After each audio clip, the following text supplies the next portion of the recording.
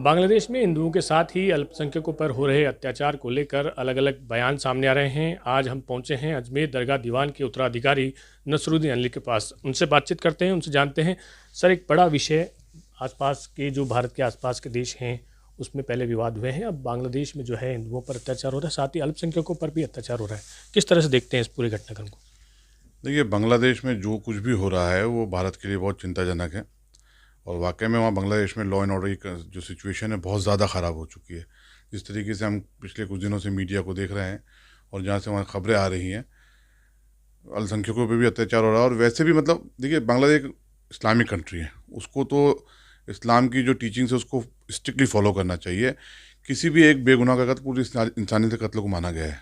तो बांग्लादेश में जिस तरीके से नाहक बेगुनाहों को मारा जा रहा है या किसी एक धर्म विशेष पे अगर कोई हमला हो रहा है तो वो गलत है। इस्लाम में बहुत वाज़ेह तौर पे कहा गया, अगर आपको किसी का रहबर बनाया गया है और जिसका आपको रहबर बनाया गया है उसकी सिक्योरिटी की जिम्मेदारी फिर आपकी है। तो ऐसा नहीं होना चाहिए। और मैं आपके माध्यम से बांग्लादेश के नागरिकों को कहना चाहूँगा कि देखिए, पाकिस्तान की जो नापाक सोच और नापाक नज़रें आप पे पड़ी है और जिस तरीके से आपको भारत के खिलाफ एक हथियार के तौर पे इस्तेमाल किया जा रहा है, तो आप लोग खुद समझें कि आपका मुल्क एक तरफ तो अच्छी राह पे चल रहा था, तरक्की की राह पे, और अब आपको वापस से पीछे ढकेला जा रहा है। पाकिस्तान आपका इस्तेमाल कर रहा है भारत विरोधी गतिविधियों में। जो एक्सट्रीमिस्ट ताकत आपके यहाँ वापस से सत्ता में आना चाहती हैं, बढ़ना चाहती हैं, वो आपके मुल्क को अंधकार की तरफ लेके जाएंगे। और जहाँ तक भारत की बात है तो भारत पूरी तरीके से सतर्क है। भारत को पहले ही इस चीज़ का मालूम था कि पाकिस्तान जैसे नापाक सोच रखने वाले, आतंकी सोच रखने वाले जो मुल्क हैं, वो इस तरीके से जो आस पड़ोस के जो हमारे मुल्क हैं उनका इस्तेमाल करेंगे कि तो भारत के अंदर भी किसी तरीके से अराजकता फैलाई जाए। चूँकि बांग्लादेश में पहले अच्छी राह पे चल रहा था जैसा आप कह रहे हैं, अभी क्या ऐसा कारण मानते हैं आप जिसके कारण ऐसी स्थिति बनी है जो कट्टरपंथी सोच है वो वहाँ पर देखी जा रही है?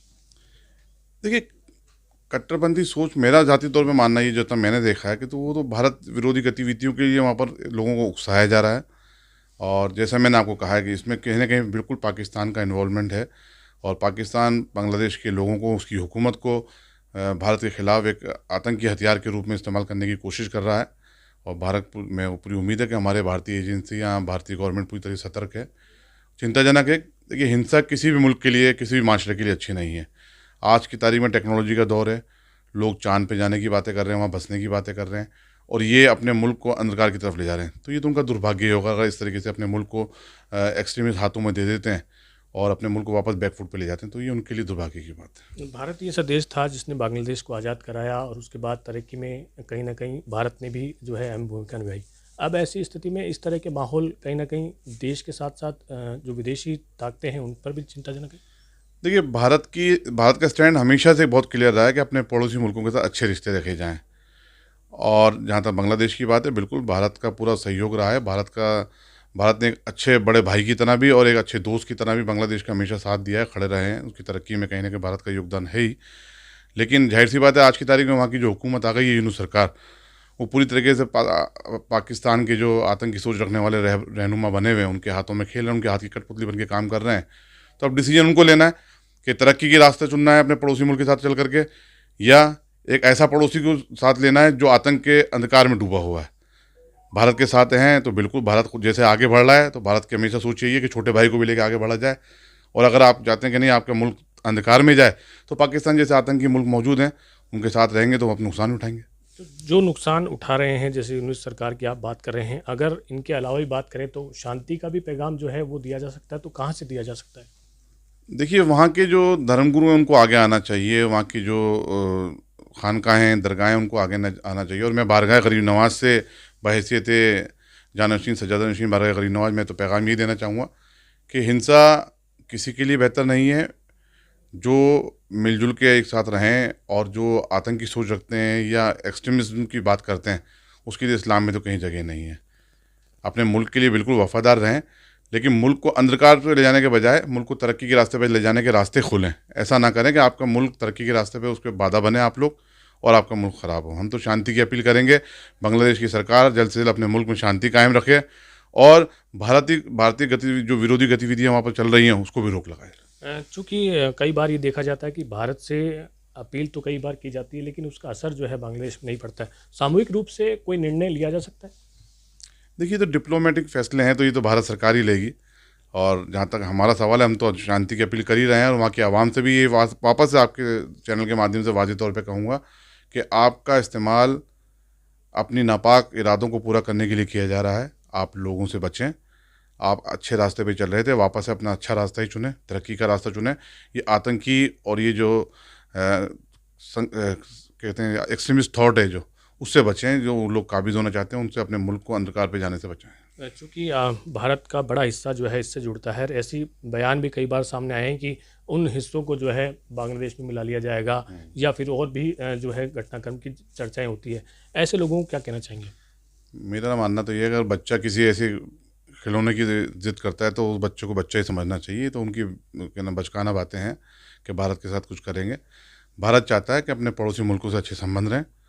भारत चाहता है खुद भी तरक्की करे और उसके पड़ोसी मुल्क भी तरक्की करें। लेकिन जहाँ भारत की आन बान की बात आती है, आंतरिक सुरक्षा की बात आती है, तो भारत उससे निपटना भी जानता है। तमाम धर्मगुरुओं से क्या कहना चाहेंगे? वो एक सामूहिक रूप से अपील करें बांग्लादेश को, या कोई एक डेलीगेशन जाना चाहिए? देखिए, मैंने कहा ना, ये डेलीगेशन की जहाँ तक बात है, डिप्लोमेटिक पॉलिसीज़ हैं, फॉरेन पॉलिसीज़ हैं, तो गवर्नमेंट ऑफ इंडिया ही तय करेगी। लेकिन हाँ, धर्मगुरु चाहे भारत से हों चाहे वहाँ के हों, उन सबको आगे आना चाहिए। जो नाहक बेगुनाहों को अगर मारने की बात हो रही है तो उसको रोक लगनी चाहिए। किसी पे जुल्म हो रहा है तो उस पर रोक लगनी चाहिए। वहाँ शांति स्थापित हो। हमारा मानना ये हर जगह शांति रहे। शांति के लिए तमाम धर्मगुरु हमेशा प्रतिबद्ध भी रहें, उनको आगे आना चाहिए और शांति कायम हो तो अच्छी बात है। बांग्लादेश में बिल्कुल बांग्लादेश जैसे आगे बढ़े तो इसमें किसी को बुराई नहीं है, लेकिन अच्छा दोस्त बन के बढ़े, पीठ में छुरा घोंपने वाला दोस्त नहीं बने। इसका असर भारत में कितना देखते हैं? यहाँ से भी कई बयान जो है सामने आते हैं, तो बयान को अगर देख के ध्यान से देखना चाहिए या फिर ऐसे बयान पर कटाक्ष करना चाहिए? नहीं, देखिए, भारत ने तो हमेशा सकारात्मक सोच रखी है, पॉजिटिव सोच के साथ काम किया। चाहे हमारी हुकूमत के लोग हों, चाहे यहाँ के धर्मगुरु हों, तो हमेशा शांति की बात कर रहे हैं और बांग्लादेश के हित की बात कर रहे हैं। जैसे आपको मालूम है, बांग्लादेश में जितने अगर आप तरक्की की बात करते हैं तो भारत का भी कहीं ना कहीं साथ रहा है। भारत ने हमेशा बांग्लादेश को अपने छोटे भाई की तरह समझा है, एक अच्छे दोस्त की तरह समझा है। तो उसी सोच के साथ भारत की सोच तो यही है। लेकिन भारत, मुझे पूरा यकीन है कि भारतीय हुकूमत है, भारतीय एजेंसियाँ पूरी तरह से सतर्क हैं, क्योंकि जिस तरीके से आतंक के हथियार के तौर पर इस्तेमाल किया जा रहा है इस वक्त बांग्लादेश को भारत के खिलाफ, तो मेरे को पूरी हुकूमत पे यकीन है कि कुछ ना कुछ डिसीजन ले रखे होंगे हुकूमत ने और कोई अच्छे डिसीजन होंगे और हमारी जो सीमाएं हैं पूरी तरह से सुरक्षित हैं। कोई ऐसी अगर बचकानी सोच रखता है कि हम भारत में ऐसा कुछ कर देंगे तो वो पॉसिबल नहीं है। ख्वाजा गरीब नवाज की दरगाह अमन, चैन और भाईचारे का पैगाम देती है। आप क्या पैगाम देना चाहेंगे यहाँ से? देखिए, अभी आपको मालूम है 814वां गरीब नवाज ख्वाजा मुइन चिश्ती रहमतुल्लाह का उर्स चल रहा है और बुजुर्गान दीन के उर्स से, और यहाँ से तो हमेशा मोहब्बत अमन का पैगाम गया है। और हिंदुस्तान ही नहीं, पूरी दुनिया के में गरीब नवाज रहमतुल्लाह के चाहने वाले, ख़ासतौर से बांग्लादेश में बहुत लोग हैं। तो मैं तो बांग्लादेश में तमाम जो गरीब नवाज ख्वाजा मुइन चिश्ती रहमतुल्लाह के चाहने वाले हैं उनको ये पैगाम दूंगा कि अमन की तरफ आगे बढ़ें, सुलह की तरफ आगे बढ़ें, ना कि मुल्क को अंधकार की तरफ लेके जाएं, और उनसे बचें। अगर कोई आपके मुल्क में ऐसी अगर सोच रख रहा है तो उनके मुखालिफत करें, और कोई अगर नाहक बेगुनाहों को मारा जा रहा है तो उस पर रोक लगाने की मांग करें। अपनी सरकार को मजबूर करें कि वो इस तरीके की नापाक हरकतें जो वहाँ हो रही हैं उस पर रोक लगाए, और जो गलत रास्ते पे जाने की जो ढकेला जा रहा है मुल्क को, वहाँ के नौजवान पीढ़ियों को, उनको रोक लगाए और वापस से तरक्की का रास्ता चुने। तो वापस से तरक्की का रास्ता चुनने के लिए यहाँ पर दरगाह से भी अपील की जा रही है। ख्वाजा गरीब नवाज की दरगाह में 814वां उर्स चल रहा है। अमन, चैन और भाईचारे का पैगाम यहाँ से जाता है और इसी पैगाम के साथ यहाँ से भी जो है बांग्लादेश में अमन चैन रहे, इसके लिए दुआ की जा रही है। कैमरा पर्सन कौशल सेन के साथ अशोक सिंह, न्यूज़ 18 अजमेर।